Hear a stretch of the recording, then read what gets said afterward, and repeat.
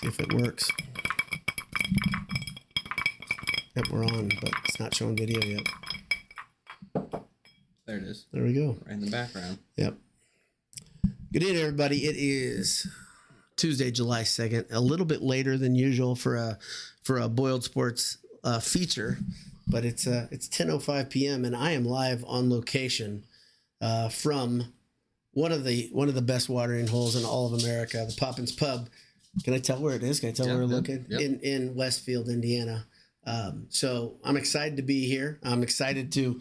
This is a pretty rare thing. I've been on location, I think, like 3 times. AJ's is one of them, and your place is another. I'm here with Chris Harder. If could you explain? I know many people probably know you from social media that are watching. I think the circles overlap, but if you want to tell a little bit about the bar, I'd like to hear that too. Yeah, sure. Yeah. So started out as a boredom thing with COVID, about like anybody else's hobby or project might start out. I brew my own beer, so that kind of was a little bit of some part of it initially. I wanted to build my own bar, but I went and bought this from some college kids. So I just wanted the mirror, and then they threw in the bar and the mini fridge. So I was like, $200 in or whatever it was, and saved me a lot of money. So I was like, I'll do that. And then I think I just was really bored at Menards one day, and I just started buying more and more stuff. Yeah. So then it just kind of came what it was. And then my wife came up with a nickname because of my Instagram, Twitter, it's CJ Poppin, and then she came up with Poppins Pub, and it just kind of ran off the tongue a little bit there. So yeah. And then the rest is kind of history, and I finally have a place to put all my junk. So. Yeah, so it's kind of a little bit of everything. It's a Purdue memorabilia place. It's a hockey cave, and it's it took a lot of inspiration from Harry's. That was kind of the thought, because I started collecting the 8x10 photos, so I just kind of want to throw those up everywhere. Let's see, you've got on the wall, and I can't really turn it around just because I think I'll screw everything up. I feel like everything's tenuous, but tell me some of the autographs you've got here. So we have a Leroy Keys. My sister-in-law picked that up. She lives over in West Lafayette, so I have no idea where she got it, but she happened to just come across it, and then she asked me about it one day. Got the Aiden O'Connell, got that from him at one of the autograph sessions. Yeah. Same thing with the Robbie Hummel. The Drew Brees, the Zach Edey, that one. I want to say my sister-in-law as well. She seems to get a lot of these for me, but she went to one of the signing sessions, I believe. Let's see. The Carson Edwards, I waited in an incredibly long line for that one, right before a football game. Yeah. Got a couple NHL guys. Got Olaf Kolzig. He was one of my favorite goalies growing up. Then I'm a LA Kings fan, so I got a Drew Doughty, got a Johnny Quick. Got a Ryan Kerrigan. Not sure where that came from. Yeah. That's probably Anisha's favorite Boilermaker, I believe. Superman. Yeah. Then I have a picture of my sister. She pole vaulted at Purdue. She's their first female All-American in pole vault, and I believe they're still their current school record holder. Man.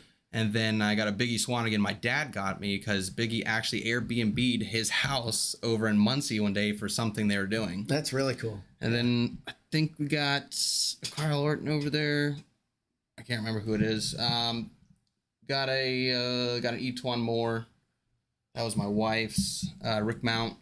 Can't remember where I got that one. And then every time on a part of like a beer league championship team or like a tournament championship, I always get a picture of us and kind of scatter them about. They're kind of hiding. Yeah. So you're a pole vaulter at Purdue and a pole vaulter in high school. Were you an All-American in high school? Is that right? So the first college I went to, All-American there, and then Purdue kind of gave me a look. So then I went to enroll in grad school, which I never completed because I found my first job. Yeah. I wanted to stay there. My sister was currently enrolled, and I wanted to kind of help and be there as much as I could with that. Right on. Yeah. So, but you left pole vaulting behind, and now it's beer league hockey. Yeah, so. That was the first sport I ever played, and the only sport until about 8th grade. Yeah, and so one thing that if you don't know it out there, Jay. Does he still play? Did he talk to you I think he played a little bit at one point at Beer League. Yeah. We talked about it last year's tailgate you guys had. Yeah. I can't remember where his current standing was, what it was, but... Yeah. Well, we were just talking about injuries and stuff like that, and I turned 49 in August, and I can tell you that I don't want to say taped together and bandaged together, but it kind of feels like it at times, and I don't do anything like hockey at this point. So, but one thing we wanted to talk about... to fellow Purdue fans out here, and I know we don't have a ton of people on here, but I want to talk about a little bit of how much of a dead week it's been, how dead it's been around football in general. And I don't know, like my perspective might be a little different because I'm trying to scour as much as I can, and you're probably, I would think it's not something you go wake up every morning and try to look for information, but it's legitimately hard to find info on the football program. For sure. And are you starved for it as just a fan? Are you looking? Yeah, usually you see like something come up, or like I think there was a commit today or something like that, Yeah. some 3-star guy, and then I think there's the linebacker? I think then there's a 4-star or like a high 3 or whatever, Right. like outside linebacker that's got like narrowed down to 4 or something like that. But like that's about it. Right. I've seen. I mean, And it's camp season, right? And that for Brom, that was always kind of the magic time where he would get a bunch of signings in June.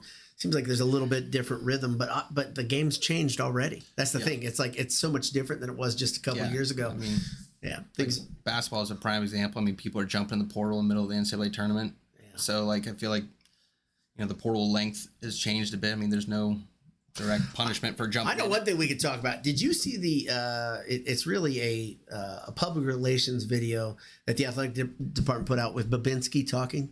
Did you see I didn't that? see that one yet, no. I would highly suggest everybody who's out there watching, listening, whatever, after you get done here, go listen to Mike Babinski talk about the things that define Purdue and the things that define the fan base, and then how he says what we all think, which is awesome. He says how much turbulence we're heading into, how different things are going to be soon, and how important it is for Purdue to stick to its guns about what defines it. And he says something along the lines that he feels like college sports will come back towards Purdue. Has to, right? It can't keep swinging this far out. No, I mean, it's kind of like, how NIL, I think, has affected Purdue in a positive way with basketball. You're going to get guys that come back. Well, now you're getting like with those Georgia transfers coming in, like, if they can't go be the guy there, like, why can't you be the guy at any other? I mean, you go to a school, it's still in the Big Ten. Yeah. You're still going to play the same, like, high caliber teams. That in itself, you can go make a bigger name. It's kind of like Karlaftis, like, other than the fact that he had some connections to Purdue, like, why would a 5-star kind of come in here? But he was like the showcase piece, and it's not, I mean, he'd earn his spot and everything, but like in the same way, it was, you can stick out a little bit more, show what your talents are, and then, schools like us, hopefully for basketball wise, that's not an issue, but for football, we'll hopefully shine a little bit more, and it'll be a little bit more consistent maybe. So is there, when you look at all the transfers, specifically those guys from Georgia, and I just did, I don't know if I'm trying to, I did this Big Ten TED. I was a guest on his show and talked a little bit about Purdue. He does he's going through every team in the league, and he's recorded mine already. And it's going to post it on July 20th. He's a really good guy. He's a Wisconsin guy at heart, but he talked a little bit about the transfers that he had gotten his attention. Of course, those Georgia guys got his attention. Is there anybody that you see as a newcomer that, just based on what you saw in the spring or what you've heard about them, that has your like, okay, I think that's the guy? I mean, is it do the Georgia guys do it just because of the Georgia pedigree, or is there more? I think a little bit, but then again, like, until you kind of see maybe what they're like. Yeah. Like, I haven't seen a lot of interviews or anything with them. I kind of want to see that side maybe. Yeah. Just because I think it shows a little bit of personality. Mm-hmm. Yeah, sure, you're a high caliber recruit that went to Georgia, you played, but like, what's the reason necessarily behind why you left? Who knows? Are you still the same? Yeah.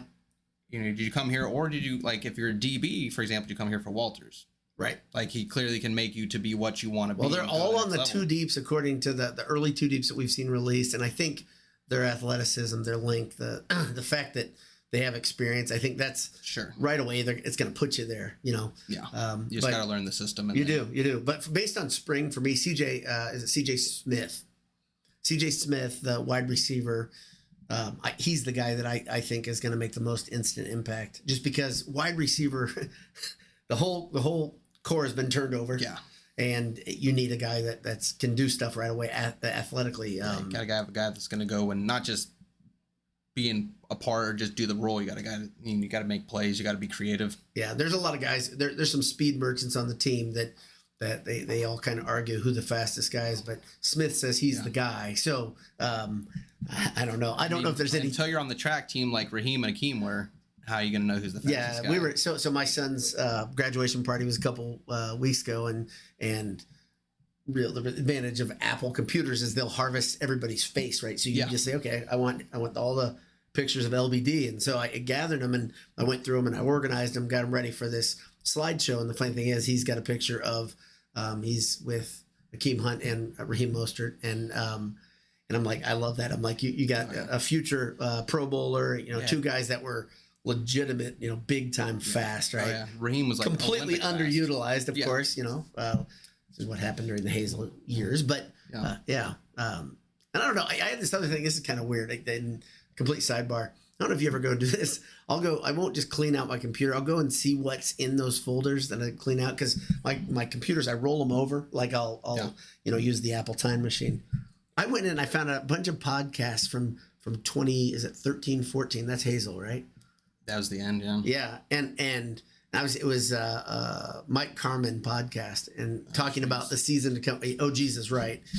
And some of the names he was talking about, like, I was like, I was tuned in then, right? I mean, I was a GBI guy back then and all that, and Boiled Sports had been kicking for a couple of years. And some of the names he talks about in camp, I'm like, I don't know who these guys are right now. It's so wild that era was so gray, so dark, So. Yeah. But again, I appreciate you hosting. I think this is great, and we can get down to a little bourbon tasting. I think it'd be really, really good. Before we do it, though, what's your prediction? I think I've told for the season. Yeah, for the season. I've said mine a couple times, but it's hard not to be a homer. Yeah, but like I think if you're 500. I've given the slate. I mean, it's not the best. A great season, I think. Yeah, I mean, 500. That's awesome. I think the end goal should be, because like if it's kind of like the IU game last year, like that just give you a little momentum. If you have that momentum of 500 with, hey, you teeter, you might have been able to go to a bowl, and then next year those guys will hopefully want to stay. Versus if you have just a drastically terrible season, you're just going to see people just bouncing. Yeah, and that was one thing we talked about on Ted's podcast. Was he said, is there any concern among Purdue fans with the exodus? I'm just hoping that the basketball season hangover just like rolls through a little bit more to the I mean, I could see as little as 3, 2, depends on who they are. But I don't like, now you don't like the spoiler maker tune, but like I could also see you rolling in almost 3-0. Yeah. And then falling apart. It just depends. I tell you what, if they start off this season, I mean, you start with 2 or 3 wins. Goodness gracious, that's rocket fuel. Yeah, I mean, and it's finally like the opposite. Like Braum always had like that. I mean, other than like, was his first year, like Eastern Michigan or something like that? When he drops the one. No, that was second. I can't remember. Second year. Yeah. But the first like highlight, like it was a decent like MAC team, but like there was a night game. They rolled out and it was just like, I can't remember too. Ohio was the game that they crushed. That was like one of the most fun games ever. Like you don't need like a complete like cupcake, but like having Indiana State, get a little confidence, and then playing your next set. What's second game? Is second game Notre Dame or third? I think you've got Indiana State second, if I remember correctly. Who's first? First is I'm wrong. Man. It is Indiana State, then it's Notre Dame, then it's Oregon State. Okay. So I mean, I don't know. This is the thing that's dumb is I could commit this to memory. Number 1, I should. Yeah. I haven't yet. Yeah. Number 2, I could bring it up on here, and I didn't. So that's pretty poor, that's all right. Homework on my part. But yeah, regardless, we know the schedule. We just know where it is. I mean, if you can have a good Indiana State game, a good comfortable we're not sweating in our seats after like the first quarter. Yeah, like remember the Indiana State game years ago? I was talking about this. And this is during the Hazel years when it took Ricardo Allen intercepting the ball to clinch it. Yeah. Let's not have that. Yeah, that's hard. And I don't think you've got that, because I think this Purdue team, again, you've got a bunch of guys that are the part. These are Big Ten players. These are Power 5 I players. mean, I think this year, just with the new people coming in and then the people who stayed, and then just that extra year with Hudson Card having under his belt, I think that'll be a big jump offensively, maybe. Yeah. But like the defense is what I think the defense, like the offense could be like that frustrating. Like we just needed to score one, maybe a touchdown or just get in field goal range. But then when it comes to the defensive side, I feel like that will keep us in games and give us the hope that always ends up. I'm super worried again. And I know I was very open about my thoughts on Harrell, especially early in the season. They look better at the end of the season.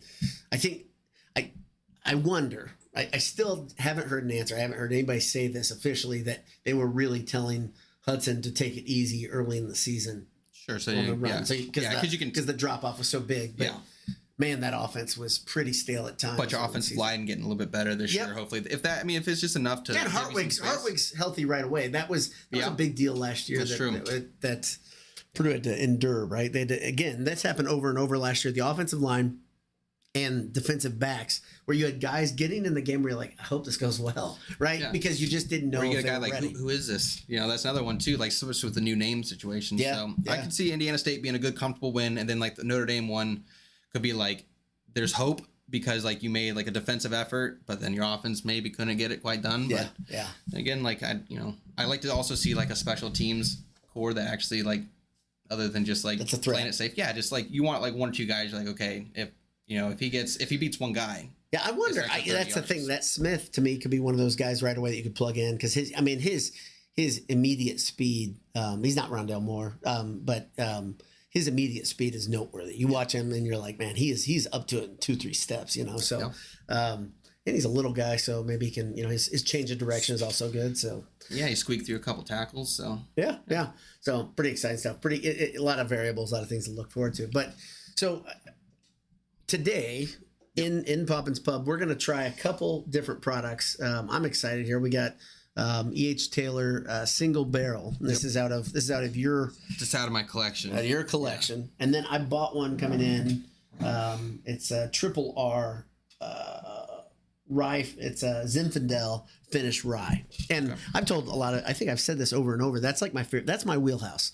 When you have something that's finished in another barrel, because especially rye, you just get a lot of balance and flavor. I haven't tried this one, so this is a good one. I've tried triple R. I've tried other triple R products, so this will be good to do that. And if you're home enjoying a bourbon, you can sound off in the comments and let us know. I know a couple people asked a couple weeks ago what I was going to try, and I tried to title the episode as such. And sure, the hard thing is when you do that. It's hard to find stuff, especially it feels like in Indiana, like from one liquor store to another. I think Total Wine, it's probably the best place to go. Yeah. And I'm not sponsored by Total Wine. Again, if they want to, I'd love a discount. Right? Yeah, it's not bad. So let's do this. Let's start out here with the Colonel Taylor single barrel. That was a beautiful. It's like a bell ring. That was awesome. So. Hope everybody else is doing really good tonight. As just a tiny pour for me to start this here. That's right. Perfect. That's all I need. Yeah, you gotta drive. Right. I gotta walk upstairs. All right, that's all right. A little easier commute. Here, you want that? All right.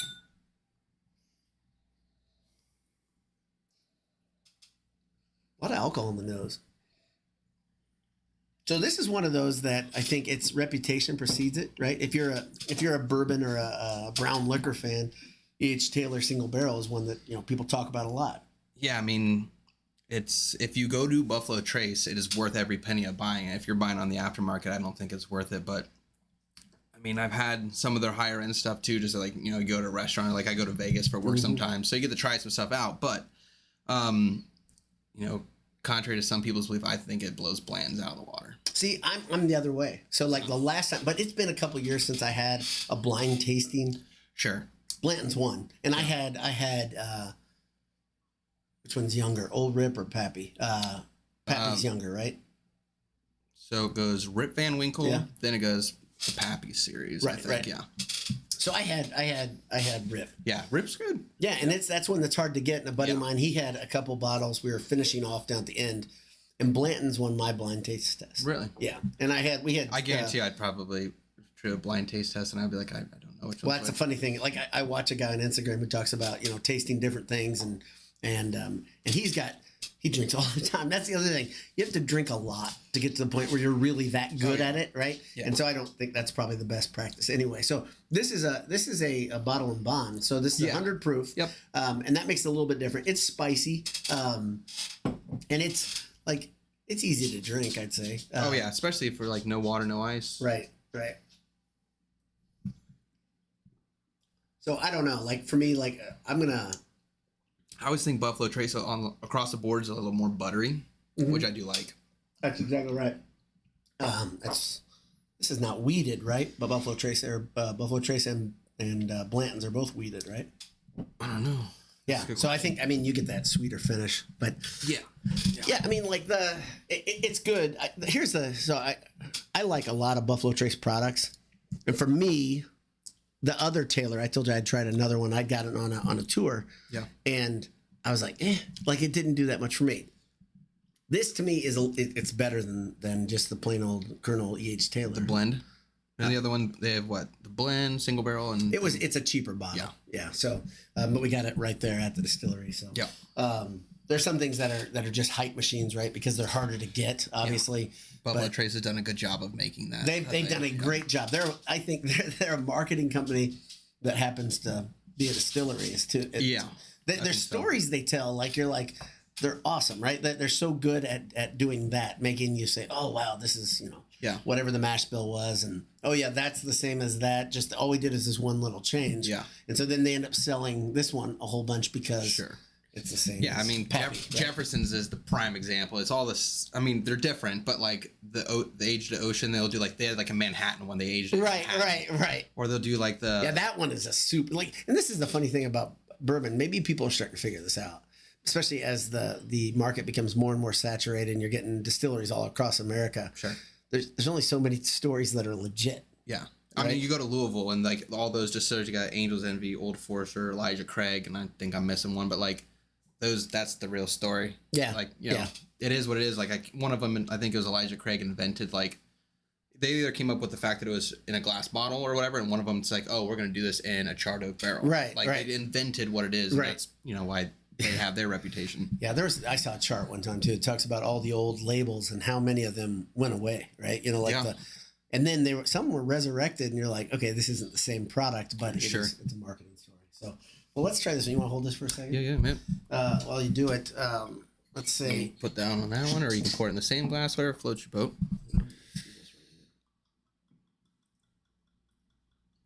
Just a little bit of that. You want to do this too? Yeah.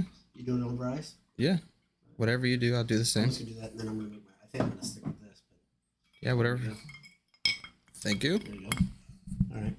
So we're drinking, like I said, Triple R rye finished in white Zinfandel. You can get the barrels, the fruity, almost grapiness in a way. It's probably way different than what we just tried. It's very kind of it's lighter, right? Yeah. Oh yeah. I mean, right away, it's lighter, less alcohol in the nose. I'll make sure the boiled sports is facing forward. Yeah, that's better etiquette, no doubt about that. So, wow, that is such a different animal. Oh my gosh!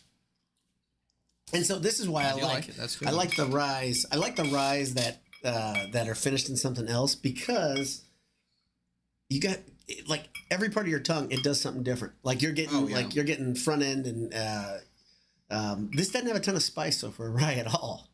No, it doesn't. I mean, in fact, are you getting any spice? No.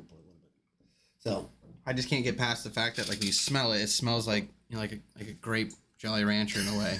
That's just that not artificial grape, but definitely this grape or fruity kind of smell. And I've done this every week, so let's do this. Everybody knows what Colonel Taylor label looks like, but if you want to try Triple R on your own, let's see. We got a little delay here. So there we go. I think it will show up there in a second. Sure. Yeah, there we go.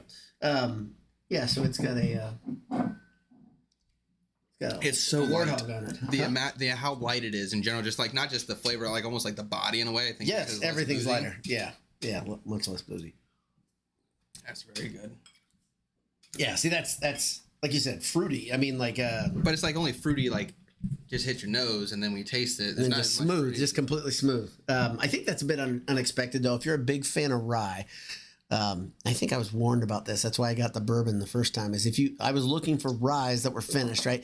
It doesn't really taste like a rye, does it? No, not at all. Because there's no spice. No, there's no spice. It's you always get that pepperiness to it, or at least a little bit. There's a funny comment in there. Dick Stillwagon says, "Pirate whiskey." Arr! Yeah. So let's go through the comments, why don't we? Sure. I got a couple of them. Boiler Bra says BTFU. Still don't know what that means. It's a joke. Yeah, you too. Ted Berge says, "Good late evening, good night." I don't know. I hope you're not signing out, Ted. You're kind of a stalwart. Came and went. Yeah, came and went. That's it. Bourbon Syndicate. Nice to have a bourbon presence here says, saw Bourbon, had to see what's up. Cheers, folks. I hope the Bourbon Syndicate stuck around for the bourbon part. Sure. But the whole thing is, because this is a Purdue podcast, I think that's the funny thing. If I talk more about bourbon, less about Purdue, I'm going to pay with my viewership. Yeah. So, but this... Sure, a little bit of both. Yeah, a little bit of both. Yeah, and that's the whole thing about doing it in the summer. I've thought about doing this bourbon thing for like a decade. That's great. Jay and I talked about it, and I was like, man, I like bourbon. I like talking about Purdue, how we do this, and Just mix it in. right. So so that's a good experiment. Ryan Michael Anthony Harrington says, are we optimistic for football? Are 6 wins even possible? So we talked about that a little bit. For me, I think it's a 4 to 6 win window. Yeah. I think 5 is a successful season. Yeah, that's. I mean, you're building off of last, so that's all you can hope for. Yeah, right on. Bourbon Syndicate says, Bourbon, did you say? So, yeah, so this is funny. Like, let's see. Do we measure pours by fingers? It depends on whose fingers. Right. Yeah, I got kind of sausage fingers. We'll use his fingers. Yeah, then, exactly. There's a friend of mine who said, you always be very dedicated, be consistent when you do a 2-finger pour because it can get dangerous if you don't. He said, 2 fingers. Two fingers. Yeah. So, yeah. No, I don't think we were scientific at all. So, the one thing that's really cool, by the way, this is noteworthy, and we can show the camera. This ice ball. Yeah. Tell me, remind me of the name of the ice ball. Lux Ice. Lux They sell Ice. it at like, I think Whole Foods carries it for some reason. That you can. I got that from, I believe, Total Wine. I saw it and I was like, you know what? I'll give it a try. I think it was like $8 or $10. I mean, it's you get beautifully you get clear. like 6 or 8 balls. Yeah. That's. And it's still sitting there. Yeah, So. yeah. So I had my daughter gave me some ice balls for Father's Day, or the ice ball. She gave me. They did melt it already. No, she did not give me Lux brand, but gave me the mold, and so I did it with distilled water. And like I was complaining, you've given me some hints on, and I'll try that next. But I get through the other ones. Like I generally just don't drink bourbon by myself. Like I told you, and I kind of reviewed my policies.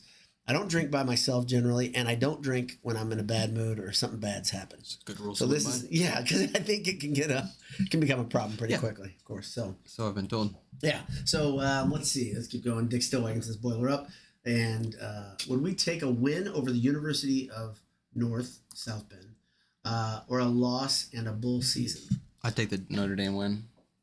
Okay, so Just because, so you're saying a 6, because let's say the breaking point, 6 wins, right? Yeah. And you lose to Notre Dame, and the 6th win is not going to be that great of a bowl. Yeah. I'd take that. I mean, my uncle went to Notre Dame. My mom's, my grandfather's just, it's like Poppins Pub in his basement, but it's like the 4 Horsemen took over. Yeah. It's just a Notre Dame. It's a family thing. Yeah. Yeah. So It's not great. But let me be the devil's advocate here. Yeah. Okay. For the importance, which one's better for the program?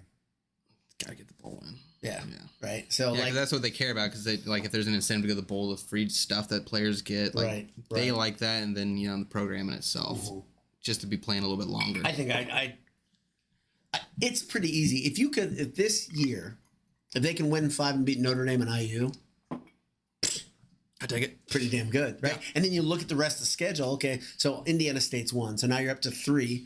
Yep. So where do you get your other 2 wins? It's going to be a good team. Yeah, it's gonna be. Yeah, The one game that it's amazing. And we've talked about this. We beat this horse to death, but the fact that they can't beat Wisconsin, and you're gonna be in Madison this year. Yeah. It's almost like move on. Let's wait till the next You time lost they play. like the worst Wisconsin team in decades, and then like it was a triple overtime, and Rondell Moore scored 2 of the touchdowns in overtime. It's just like, I need to stop them. Yeah. I'd almost take that one over the Notre Dame one. I'd take the Wisconsin. It will be whenever it happens. Sports are just like reset this, it so there's no more stat that says exactly. Like, it's been 4 generations since Purdue's beaten Wisconsin. The only other teams, Indiana and Ohio State, with that kind of a deficit. Yeah. Yeah. So Jeff says you were on Big Ten Ted. You're famous. Yes. So Ted reached out to me actually twice. Here's the bad thing, and I didn't tell Ted this. He reached out to me, and Twitter has this thing where they don't show you direct messages if you're not connected to somebody. Yes, you have to like accept it or something. Yeah, and so like it doesn't show up in your little, like it's lit up. And I was like, oh my gosh. He asked me when Terry and Grant was signed. Really? Yeah.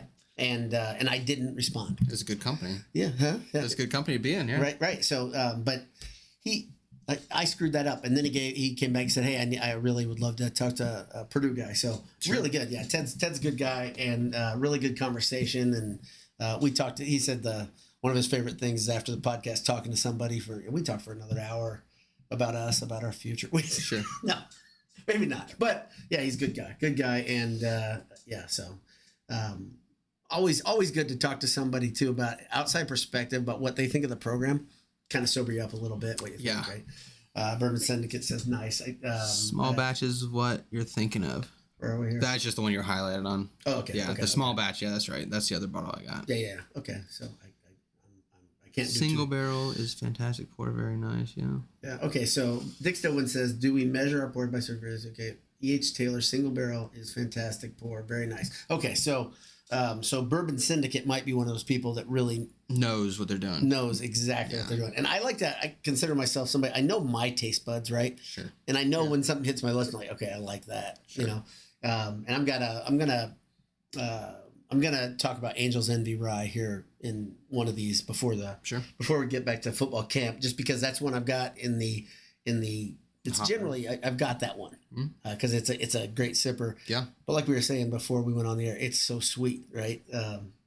Yeah. So there, but I mean, I love that stuff. And you put it over ice, it gets better and better and better to me. So or you cut it with regular Angel's Envy. That's what I've done. Really? Yeah. Okay. And they still dance well together. No they problem. do. Okay. Yeah. It just makes it a little best of both. I mean, some people might scoff or. Yeah. So Jay Westfall says 1984 grad, certified Texas wino.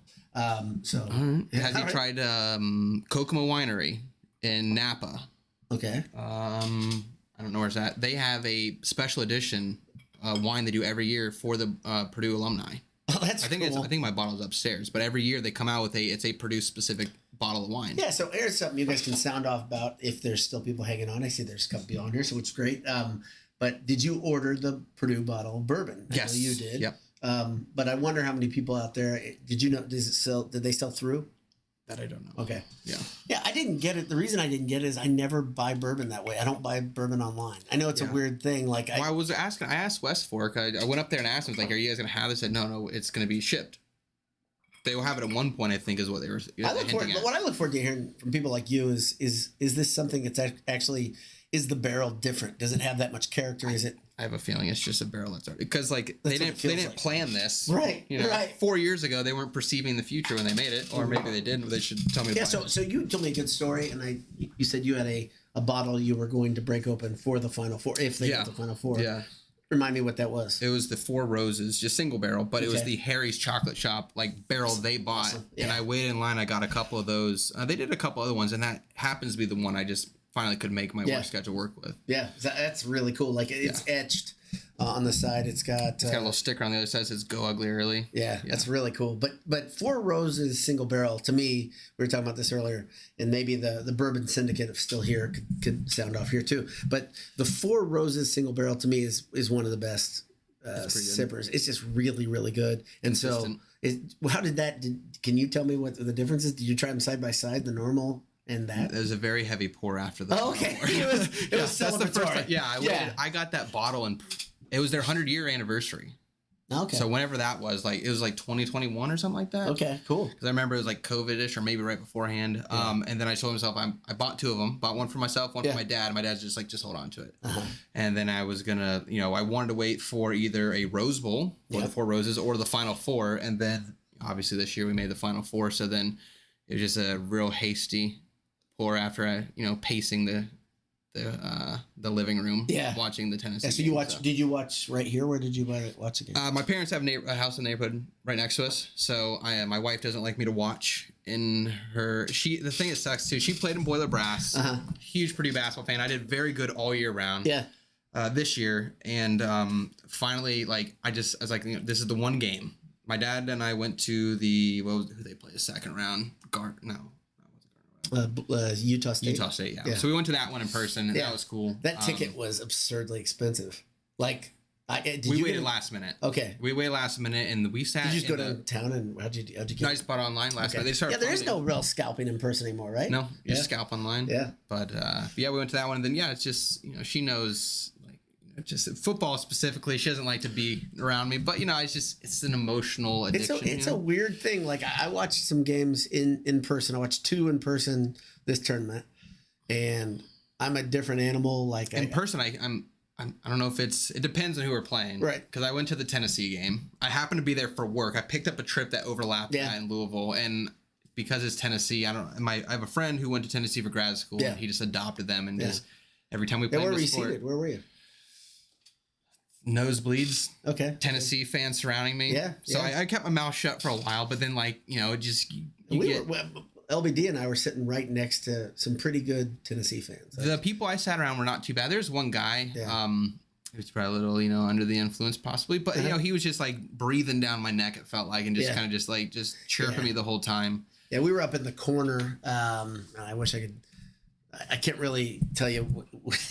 It was mostly Purdue, right? So, but that was it was good to have Bilbo Shankins was right behind me. That was awesome. So having a familiar face, sure, that was good. Yeah, but I was a mess. I was an absolute mess. Yeah, so, I was pacing the entire Tennessee game. My stepdad's like, "Oh, he's got it, and he's like, "It's game over." And then I was like, "It's not over." It was like, and then afterwards, it's like you don't know what to do. Yeah, you just kind of sit there and you're just kind of frozen, and I didn't know what to do. And then I ran back to my house. And then I brought the bottle back over there just so my mom could try it. And, that's it. Yeah. So let's see. Bourbon Syndicate says there are some fantastic small distilleries. Yeah, this is the problem. Like, I don't know about you. I like to buy something different almost every time. I try not to buy the same bottle twice. Yeah. Unless it's like a staple. Right. Yeah. And they're like Angel's Envy is one that I probably bought 3 or 4 times, and that's actually become more attainable. That's a weird one because for a while you couldn't get the rye. Couldn't get the rye, and when you found it was $100 or more, and I'm like, I can't. Now I can buy at CVS. It's crazy. Yeah. So I don't know. Maybe the Bourbon Syndicate can tell us why that happened. I don't know why that happened. Why they're every place else. Buffalo Trace took their spot in the spotlight. Right. Exactly. You can't get that here. Yeah. So.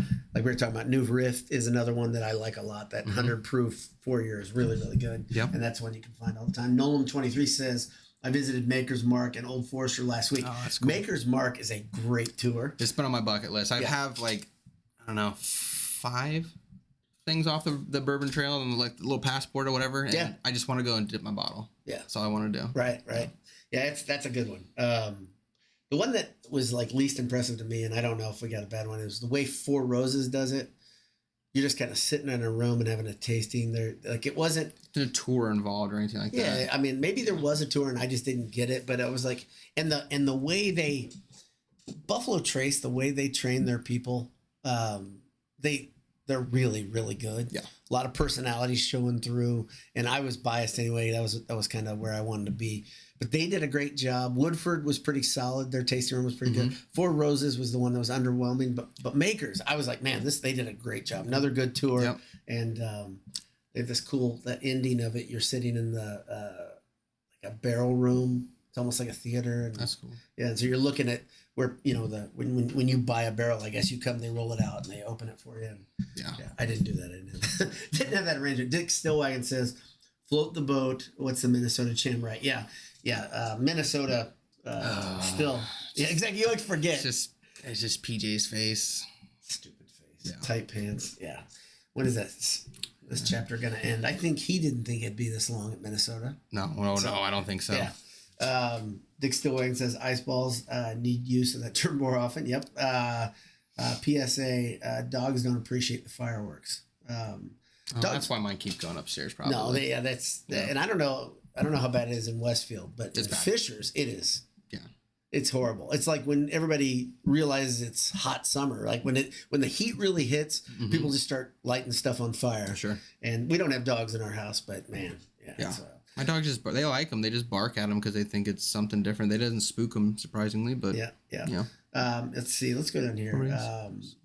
Bourbon Syndicate says, although I'm not up on the lingo, I know that it goes with Four Roses. What's that? It's probably maybe talking about the Harry's portion, like they bought their barrel or whatever. Yeah. They did like some tequilas. They did Woodford. They did like 4 or 5. So they do that all the time. No, they only did it for the 100-year anniversary. From what I know, I mean, they might do but they don't usually have stuff with the etched bottle or anything. So. Yeah, Ancient Astronaut's also here. It says Boiler Up. So thanks to everybody who tuned in live. A lot of fun. Let's see. Yeah, 40 minutes, not bad. Nothing's ever like it's never really a quick cast, but I didn't think this would be. But thanks for hosting. Been good. Appreciate you coming. And if you I'm sure whenever they just drive by, they see the Poppins sign, they just drop in. Yeah, super simple. Yeah. So no, I'm very honored to be here. This is. I'm not a big bar guy, and if I'm gonna go to a bar, I'm gonna go to Poppins Pub. So, but thanks again for hosting. Thanks to everybody tuned in live. Thanks to Coach Walters for keeping everything close to the vest and making it as much of a sport as it was with Jeff Brom coaching the pre-con. You talked about that, the parallels there. The funny thing is, Jeff Brom is so much of a different bird than Walters. Like I talked about this with Ted on his podcast. You couldn't have two coaches that are more different in their philosophy and how they approach the game, right? Obviously, being defensive centric, offensive centric. Coach Brom, many years, didn't even field much. He didn't care, right? It was it was not a priority. And Walters, it really starts in that defensive backfield, it seems. So that's the reason for hope, and that's the reason for that I'm pretty excited about football season already. Yeah. So, and we're a month from camp, so pretty darn good. Right around the corner. So, but thanks to everybody for tuning in. Well, we got a couple interesting chats. Oh, Bourbon Syndicate says SEC all the way, Roll Tide. Yeah, so that's not gonna stick around here, brother. So, but you're a Bourbon guy. You should be around the Louisville area, you right? Would think, and you should be a Jeff Brom guy. And I don't know how I feel about that either. So, yeah. But anyway, thanks for stopping in, though. Do appreciate the texture it brought to the conversation. Thanks to everybody who's here. And we'll talk to you soon. God bless you. Hammer down. Maybe I'll see you. Let's see. It's Tuesday. There's a chance if something pops up in the news, if the uniforms are released, finally, like our buddy Teddy, he's waiting. We're all waiting for it. So if that happens, I'll get on a quick cast of some sort with reaction. Like you said, we saw a preview. Looked pretty good. So far, so good. So, but it's not the best of previews what we've seen. So yeah. But hammer down. Talk to you soon. God bless you, and have a great evening. Thanks for tuning in. There you go. Yes.